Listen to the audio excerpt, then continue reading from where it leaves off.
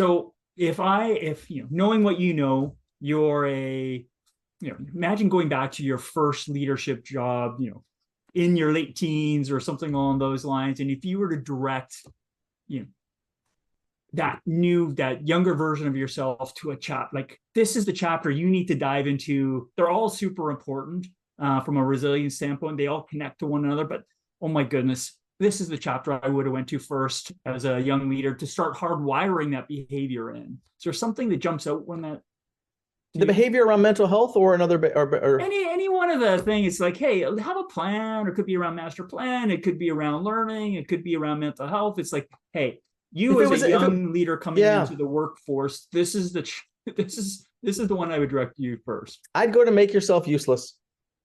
Oh, interesting. How come there? Make yourself useless. Build a team so strong there's not much you need to do.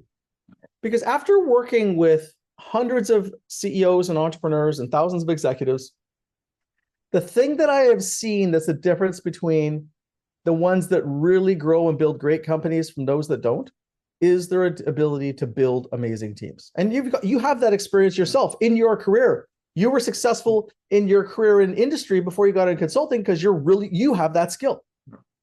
And the ability to build really talented teams is one of the most important things. And shockingly, there's not a lot of people like, it's a highly valuable skill, and it's not everyone's good at it. And, when you can create those powerful teams, and I remember, a couple of CEOs that built empires, I went back to them and said, hey, if you're to do it again, for example, what would your first hire be?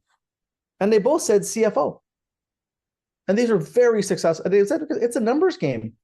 I need my financial person beside me from day one, as an example. Yes, they would build other teams.